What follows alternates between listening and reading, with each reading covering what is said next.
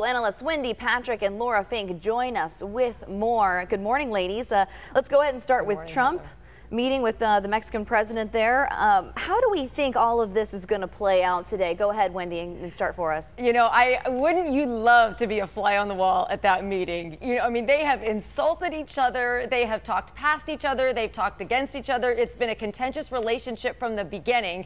And now they're going to meet. You can just imagine the anticipation. However, I'm going to make a prediction here. Donald Trump is a businessman. Now, why is that important?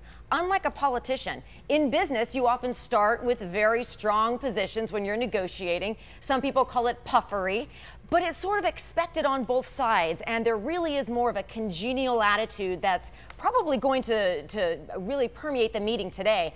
I predict that this meeting is successful, that you have Trump coming back and claiming that it was successful anyway. We always know that's going to happen. Whether or not the Mexican president says the same thing, I think it's going to go a lot better than people are predicting. Laura? They're bringing drugs, they're bringing crime, they're rapists. He's a Mexican. I'm building a wall. He's a Mexican. I could catalog the insane number of statements that Donald Trump has made that were anti-Mexico.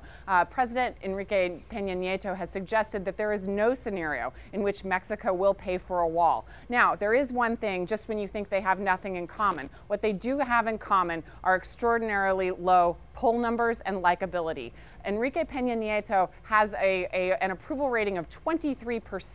23%, the lowest since Mexican polls began to rate that number. So both of them are looking for a win here. Right now, Donald Trump is going to be giving a speech later in the day in Arizona, and he's going to be discussing the central plank of his entire campaign, all of which has been looked at as incoherent in the last several weeks. So he needs to gain some clarity on his signature issues. He also is looking to appeal to voters that look a lot like Wendy and I.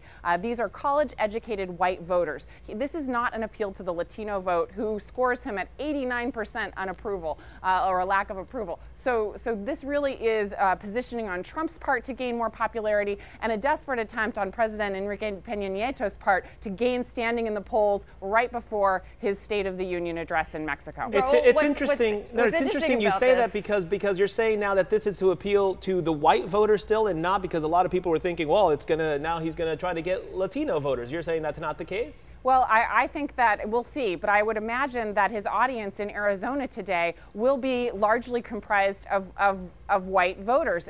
And if that is different, it will be a complete pivot from every other rally we've seen. What I think the pattern that we're seeing here is what we saw with his appeal allegedly to black voters. The reality is he's trying to make himself more compelling and more palatable to folks that may have a conservative ideology, but that are completely disappointed with his temperament. So to me, those are college-educated white voters, and not the Latinos. Okay, sorry about that, Wendy. Let me finish. Let me allow you to finish your thought, please.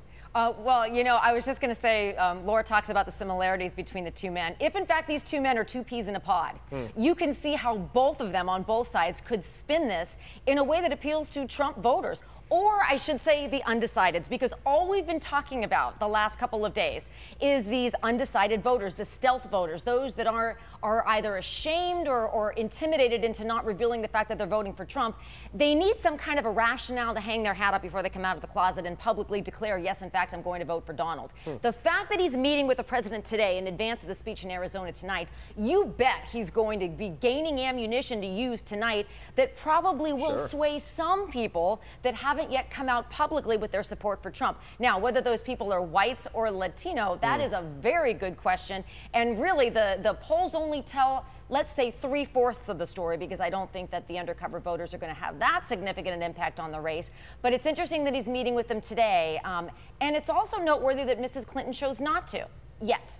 Yet is the key word there. Let's talk a little bit about Clinton, because there's a new Washington Post ABC News poll. It's showing 41% of Americans have a favorable impression of Clinton, 56% unfavorable one. You know, we're seeing both of these candidates have huge unfavorables when you look at the percentages across the board anyway. But how has this been such a big problem for Clinton, just trying to get this favorable look from voters out there? She can't quite get it. Well, the fact is that this race is not going to be won on likability. This race is going to be won on fitness for office, and on temperament. Because, and you'll see in the polls right now, Hillary Clinton continues to have leads, particularly in swing states that Donald Trump needs to win. And one of the stats that might surprise you is that, in fact, she is more ahead than any presidential candidate than we've seen in 20 years at this point in the election cycle, 69 days before Election Day. So in spite of the likability issue, it really isn't translating into those poll numbers, neither at the national level or, more importantly, in the swing states. She's up in Pennsylvania, she's up in Florida, she's even up in Arizona, and she's tied in important swing states that are must-wins for Donald Trump across the board, like Ohio. It's one of the most bizarre presidential election seasons that I've ever seen. LA Times putting Trump up by 3, so it's any given week, the numbers are changing, our conversation changes along with it. Laura, Wendy, we thank you both for your time again. Thanks, Raul. Thanks, Raul. Thanks, Heather.